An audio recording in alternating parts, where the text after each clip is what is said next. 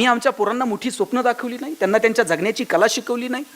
फक्त मार्क कर, कुठेतरी नोकरी लाग, ह्याच्या मागे लाग, त्याची चिठ्ठी आण, बँकेत तरी लागलं पाहिजे, पतसंस्थेत तर चिटकलं पाहिजे. शिक्षणाचा अर्थ एकमेव नोकरी मिळाली पाहिजे एवढाच सांगितला. पण तुझं जगणं समृद्ध करण्यासाठी बाळा शिक्षण आहे, तुला जगायचे तसं जग. का मोठी स्वप्न आम्ही पोरांना दाखवली नाही? का आम्ही त्यांना सांगितलं नाही उद्योगात ये, व्यवसायात ये, नोकऱ्याच करायच्यात तर जरा मोठ्या कर, काहीतरी वेगळं मोठं स्वप्न बघ, हे का सांगू शकलो नाही? पोरगं काही वेगळं करायला गेलं का बापच त्याला सांगतंय अंथरून पाहून पाय पसर. त्याला ते पोरगं हातपाय खोडून खोडून मरून गेलं, पण बापानं काय त्याला कधी हातपाय पसरू दिले नाहीत. तुम्हाला सांगतो, आज तुम्ही घरी गेलात ना, पोराला सांगा हातपाय पसर, अंथरुणाचं काय करायचं तुझा बाप बघल. एवढी धमक, एवढी रग आम्हाला पोरामध्ये निर्माण करता आली पाहिजे. लात मारील तिथून पाणी काढेल अशी ताकद त्या पोराच्या मनगटात निर्माण करता आली. आम्ही भीती निर्माण केली आणि पोरांसाठी कमवायच्या फंदात पडलो. लायक असेल तर ते कमवतोय आपोआप, नालायक असेल तर तुम्ही किती कमवून ठेवा बघा, ते 2 दिवसात उडवतंय. तर विठ्ठल लहानेंचं नाव सांगत होतो, प्लॅस्टिक सर्जन आहेत आणि रोज 4 सर्जरी मोफत करतात. डॉक्टरांची आणि माझी एका सोलापूरच्या एका विवाह सोहळ्यात भेट झाली होती. तिथे त्यांचं भाषण ऐकलं. ते सांगत होते की मी रोज 4 सर्जरी मोफत करतो, पण लहान असताना एकदा माझी आई मला म्हटली होती शेजारच्या मावशीची साडी घेऊन ये. मी शेजारच्या मावशीची साडी आणली आणि आईला आणून दिली. आईनं 4 दिवसांनी घडी घालून धुवून दिली आणि सांगितलं नेऊन दे. मी नेऊन दिली. आईला विचारलं आई शेजारच्या मावशीची साडी का मागितली? आई म्हटली लग्नाला जायचं होतं आणि लग्नाला घालून जावी अशी एकही साडी माझ्याकडे नव्हती, म्हणून शेजारच्या मावशीची आणली. टचकन डोळ्यात पाणी आलं की आपल्या आईकडे लग्नाला घालून जावी अशी एकही साडी नसावी. मोठं व्हायचं, खूप पैसे कमवायचे, आईला रोज नवीन साडी घालता आली पाहिजे. डॉक्टर झालो, पैसे मिळायला लागले, आज माझी आई रोज नवी साडी घालू शकते. पण एक दिवशी रस्त्यानं जाताना एक मुलगी पाहिली, तिचे 2 ओठ फाटलेले होते. तिचं लग्न जमत नव्हतं. तिचं लग्न जमत नाही हे दुःख त्या मुलीला विचारण्यापेक्षा तिच्या बापाला किंवा भावाला विचारावं. मी त्या मुलीला हॉस्पिटलला बोलवलं आणि सांगितलं तुझ्या वडिलांना पाठवून दे, आपण सर्जरी करू. दुसऱ्या दिवशी वडील आणि भाऊ आले आणि सांगितलं प्लॅस्टिक सर्जरी करूयात. वडील म्हटले एवढे पैसे नाहीत साहेब, हे सर्जरी बिर्जरी नटनट्यांची कामं, आमच्याकडे कुठून आले एवढे पैसे? मी म्हटलं पैसे लागत नाहीत, तुम्ही फक्त या. मला माझ्या आयुष्यातला अर्धा 1 तास फक्त ऑपरेशनसाठी खर्च करायचा होता, बाकी काही नाही. तो अर्धा 1 तास खर्च करायचं ठरवलं, मोफत ऑपरेशन केलं. पोरगी सुंदर दिसायला लागली. 6 महिन्यांनी लग्न जमलं. भाऊ पेढे घेऊन आला. एका हातात पेढा होता आणि दुसऱ्या हातात आयुष्यातली सगळी प्रॉपर्टी होती. ही सगळी प्रॉपर्टी त्या पेढ्याच्या समोर खुजी वाटायला लागली आणि ठरवलं रोज 4 तरी पेढे कमवायचे. डॉक्टर सांगत होते माझे वडील 90-92 वर्षांचे आहेत, पण असं तरुण पोराला लाजवेल असं हवेत तर चालत असतात. वडिलांना विचारलं बाबा एवढ्या हवेत का चालता? वडील म्हटले मी पद्मश्री डॉक्टर तात्याराव लहाने आणि प्लॅस्टिक सर्जन विठ्ठल लहानेचा बाप आहे, हवेत नाही चालणार तर काय चालणार. अमृत महोत्सव साजरा करण्यासाठी अशी परंपरा सांगता आली पाहिजे. आम्ही यांचे पाईक आहोत, आम्ही या संस्कारांना घेऊन पुढे चाललेलो आहोत. किंवा बापाला अभिमानानं सांगता आलं पाहिजे की अरे मी या लेकरांचा बाप आहे. आणि मग हे कुठून आलं हे मला वाटत नाही की कुठल्या शाळेत, तुम्ही जे बोललात की अनुभवातनं आपण शिकतो, शाळेतनं ऑपरेशन कसं करायचं हे आम्ही शिकलो असू, पण समाजानं आम्हाला शिकवलं की नाही आमचं ज्ञान समाजहिताचं असायला हवं. लक्षात घ्या, कोणताही शिक्षक आहे ना हा विद्यार्थीभिमुख असला पाहिजे. विद्यार्थी हा ज्ञानाभिमुख असला पाहिजे आणि त्याचं ज्ञान हे समाजाभिमुख असलं पाहिजे. त्याचं ज्ञान जर समाजाभिमुख नसेल तर त्या ज्ञानाचं करायचंय काय? आणि ज्ञानाचा अर्थ हा शेवटी केवळ आणि केवळ उदरनिर्वाहाशी जोडलेला असेल तर जगात कुणीच उपाशी राहत नाही. जगात प्रत्येक जण आपापलं मिळेल तसं पोट भरतोच की. तुम्ही कोटी रुपये कमवले आणि तुमच्याकडं मी 1 लाख रुपये कमवले. लाख रुपये कमवल्यानंतर माझ्याकडे 2 रुपये उरले तर तो बॅलन्सच आहे. आणि कोटी रुपये कमवून तुमच्याकडे 10 रुपये उरले तरी तो बॅलन्सच आहे. आणि जगात बॅलन्स वरती घेऊन जायची सोय अजून उपलब्ध नाही. बॅलन्स इथेच ठेवून जावा लागतो. मग बॅलन्ससाठी जगायचं की सामाजिक बॅलन्स नीट असावा याच्यासाठी जगायचं, मला वाटतं हे ठरवावं लागेल. आणि मी परत सांगतो, समाजाचा बॅलन्स जर ठेवला नाही तर येणाऱ्या पिढ्या तुम्हाला मला नीट जगू देणार नाहीत. समाजसेवा सुद्धा स्वार्थी हेतूने करावा लागेल. एक वेळ जातीतले वाद मिटवता येतील साहेब, धर्माधर्मातले वाद मिटवता येतील, एवढंच काय 2 राजकीय पक्षांमधले वाद सुद्धा मिटवता येतील. पण गरिबी आणि श्रीमंती ही जर दरी निर्माण झाली तर याचे परिणाम येणाऱ्या काळात प्रत्येक समाज व्यवस्थेला भोगावे लागतील. आणि तिकडे सुरुवात झाली आहे, लक्षात घ्या. पुण्यामध्ये एका माथे फिरून रात्रीत 50 गाड्या पेटून दिल्या. सकाळी पोलिसांनी विचारलं का पेटवल्या? म्हटलं आपल्याला घेता येत नाही. म्हणला पेटवता तर येते, काय करायचं ते करा. म्हटलं AC गाड्या घेऊन फिरता, आम्हाला STचं तिकीट काढता येत नाही, पेटून टाकल्या. म्हणला काय कलम लावायचे तिला. मी पारगावमध्ये राहतो साहेब, नगर तालुक्यात छोटंसं गाव आहे माझं, पारगाव भातोडी. इथून 20-22 किलोमीटर अंतरावर आहे. माझ्या गावात एक MH14 पासिंगची गाडी आली होती. MH14 म्हणजे जरा सधन भाग आहे. गाडी आली तशीच काच खाली घेतली. ड्रायव्हरच्या डोळ्यावर असा महागडा गॉगल होता. त्यानं गॉगल बिगल न काढता असंच एका लहान पोराला विचारलं, पारगाव कुठे रे? आता गाडी पारगावातच आहे. त्या पोराला विचारलं पारगाव कुठे? तो म्हणला पारगाव ना 10 किलोमीटर पुढे जा. म्हणला वडगाव लागतं. तिथं कुणालाही विचारलं, सांगतंय म्हणलं पारगाव कुठे. मी पळत गेलो, म्हटलं खोटं का सांगितलं? म्हणलं MH14 आहे, काय कमी? म्हणला जाते पुढे येते की मागं. म्हणलं गरिबी आणि श्रीमंतीच्या संघर्षाची सुरुवात आहे साहेब. हिच्याकडे दुर्लक्ष करून चालणार नाही. एक दिवस असा येईल, कोट्यावधी रुपये असतील तुमच्याकडे, AC गाड्या घेऊन फिराल, पण समाजातली ही दरी जर वाढत गेली तर AC गाड्या घेऊन आपल्याला फिरता यायचं नाही. लोक काचा फोडून टाकतील. आपल्याला एक मैदान घ्यावं लागेल भाड्यानं. तिथं आपल्या महागड्या गाड्या पार्क करायच्या. आपणच 2 वॉचमॅन ठेवायचे पगार देऊन. आणि पोरं जर म्हणली ना पप्पा ते आपल्या मर्सिडीजमध्ये चक्कर माराय, त्याला म्हणजे कोणाला सांगू नको आपली आहे. टमटमनं जायचं तिथपर्यंत, आतल्या आत सिक्युरिटी घेऊन चक्कर मारायची, गाडी तिथंच पार्क करायची आणि परत यायचं. तुम्ही सूट घालून फिरू शकाल, तुम्ही पैठण्या घालून फिरू शकाल, पण गरिबी आणि श्रीमंतीतली दरी जर वाढत गेली तर आपल्याला फिरता येणार नाही. 7व्या वेतन आयोगानंतर पगार वाढतील, रोज पैठणी घालाल, पण घरातच 6x6चा आरसा लावायचा.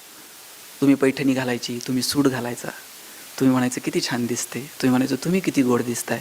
काढून ठेवा, जाताना साधे घालून जाऊ, पार्टीतले महागडे कपडे नको. इथपर्यंत येऊन पोहोचेल, लक्षात ठेवा.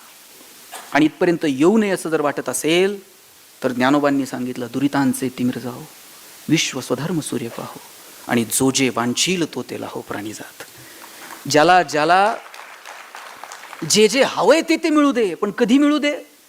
दुरितांचे तिमिर जाओ. अहो इतकं सुंदर आहे ते पसायदान. विश्वाची प्रार्थना ठरावं इतकं सुंदर आहे पसायदान. ज्ञानोबांनी त्याची सुरुवातच केली आता. दुसरा कुठलाही शब्द वापरता आला असता ना, पण किंवा पण, परंतु, म्हणून, पण आता म्हटले ज्ञानोबा. निर्वाणीचा शब्द आहे, झालं आता. आपण आता कधी म्हणतो? बस आता. ज्ञानोबा निर्वाणीनं म्हणालेत आता विश्वात्मके देवे. पांडुरंगा विठ्ठला म्हटले नाही, आता विठ्ठला, आता पांडुरंगा. जो कोणी विश्वाचा रचना करता असेल, आता विश्वात्मके देवे येणे वाग्यज्ञ. तो किती अधिकारवाणीनं मागितले बघा. ते असं म्हणत नाही एवढ्या वाऱ्या केल्या, एवढ्या वेळा तुझ्याकडे आलो ना, आता दे. एवढं तुमच्या मागे पळवलं, आता टाका निधी. एवढ्या हक्क. ते काय म्हटले, किती हुशार आहेत. ज्ञानोबांचा अधिकार काय? येणे वाग्यज्ञ तोषावे. तू जर संतुष्ट असशील, मी जो वाग्यज्ञ तुझ्यासमोर मांडला ज्ञानेश्वरीच्या रूपानं, संतुष्ट असशील तर दे. वाग्यज्ञ तोषो नि मज द्यावे पसायदान हे. आणि पहिल्यांदा आठवण कुणाची आली साहेब? आपण म्हटलात एकही तक्रारदार नाही. उल्लेख करताना सुद्धा त्यांना पहिल्यांदा तक्रारदाराचा उल्लेख करावा लागला. तक्रारदार नाही असं म्हणताना सुद्धा तक्रारदाराचा उल्लेख आहे. बरोबर आहे ना? ज्ञानोबांना सुद्धा उल्लेख कुणाचा करावा लागलाय? जे खळांची व्यंकटी सांडो. मदत करणाऱ्यांचा उल्लेख आधी. ज्ञानोबांवर प्रेम केलं नाही का समाजानं? 2-5 लोक असतील ना, पण ज्ञानोबा आधी असं म्हटले नाही यानं लय मदत केली, पहिलं याला देऊन टाका, असं नाही. ज्ञानोबांनी पहिला उल्लेख केला, जे खळांची व्यंकटी सांडो. जे वाईट आहे, जे दुर्जन आहे, देवा त्यांची वाईट बुद्धी सांडून जाऊ दे. खळांची व्यंकटी सांड. तया सत्कर्मीरती वाढो. किती सुंदर शब्द वापरलाय, वाढो. माऊली रुजो नाही म्हटले, वाढो. रुजो कधी म्हणतात? जेव्हा काहीच नाही तेव्हा रुजो. आणि वाढो कधी? थोडा आहे, आता वाढो. वाईटातल्या वाईट माणसामध्ये सुद्धा थोडी तरी सत्कर्माची वृत्ती आहे, आणि म्हणून ज्ञानोबा म्हणतात वाढो. काय सुंदर आहे ते पसायदान. आणि मग जो जे वांछील तो ते लाहो. ज्याला ज्याला जे जे हवंय ते मिळू दे. आनंद अपेक्षित आहे ना, मिळू दे, पण कधी मिळू दे? दुरितांचे तिमिर जाओ. देवा अगोदर पाप अंधकार दूर हो दे. आणि हे पाप आणि अंधकार दूर करण्याची ताकद तुमच्या व्यवस्थेत आहे का? तुमच्या शिक्षण व्यवस्थेत आहे का? तुमच्या संस्कारांमध्ये आहे का? तुमच्या मूल्यांमध्ये आहे का? मला वाटतं हे स्वतःला विचारावं. आमची सगळी शिक्षण व्यवस्था जर आम्हाला मार्कांच्या पाठीमागं धावायला लावणार असेल साहेब, गुणवंत विद्यार्थ्यांचे सत्कार होतात हल्ली, हजार हजार विद्यार्थ्यांचे सत्कार, प्रत्येक पक्ष वेगवेगळे सत्कार करतो. ते महिनाभर पोरं फक्त कधी बाण, कधी कमळ, कधी घड्याळ, कधी पण असलं घेऊन फिरत असतात. ते सर्टिफिकेटवर असतेच की कोपऱ्यात. आणि ते इतके तेच गुणवंतांचे सत्कार आहेत ना. आणि त्यात मी एका सत्काराला गेलो होतो, तिथं असे 90च्या पुढच्या 3 रांगा होत्या, 80 ते 90मध्ये 10-20 रांगा होत्या, आणि 60-70 वाल्यांच्या 50 रांगा होत्या. आता ज्यांना 90पेक्षा जास्त आहेत ना, ते अशा IT त बसले होते राजू शेठ, एकदम खुश, आपण 90च्या पुढे आहोत. 80 ते 90 मधले एकदम टेन्शनमध्ये होते. म्हणजे त्यांच्या विचाराची अवस्था नेमकी युती होईल का, इकडे जाऊ का, अशी जी दोलायमान अवस्था आहे ना, नेमकं इकडं अशा अवस्थेत ते 80 ते 90 मधले होते. आणि मागे जे 60-70 वाल्या 50 रांगा होत्या ना साहेब, ते 90 वाल्यांपेक्षाही खुश होते. त्यांनी व्हायचे ते होऊ द्या, आता काहीच आपल्या हातात होते, अजून महिनाभर तर काही कळत नाही. ते शेवटची जी रांग होती ते खुश होते, 80 ते 90 मधले टेन्शन मध्ये आणि 90च्या पोटचे खुश. आता 80 ते 90 मधले जे पालक होते त्यांना म्हटलं, तुम्ही काय एवढे नाराज आहात? ते म्हणले, पोरानं पार मथुरा पाण्यात घातली. म्हटलं काय केलं? म्हणजे त्याला महिनाभर आधी सांगत होतो, जरा जास्त अभ्यास कर, जास्त अभ्यास कर. आता 90च्या रांगेत बसलं असतं की नाही. म्हटलं केलं काय? म्हटलं काय करणार, मार्क नाही पडले हो नीट. म्हटलं किती काय? म्हणजे काय सांगायसारखे सुद्धा नाही. म्हटलं काय तर आकडा असेल. म्हटले ते 89 पॉईंट समथिंग काहीतरी आहेत त्याला. आता त्या मुलाला 89% मार्क पडले, याचा आनंद पालकांना नाही, पण 90 मिळू शकले नाही त्याचं मात्र दुःख आहे. मग मी दोघा नवरा बायकोला विचारलं, तुम्हाला 10वीत किती होते मुळे साहेब? आश्चर्य असे, दोघा नवरा बायकोंच्या मार्काची बेरीज केली तरी 90 होत नव्हती.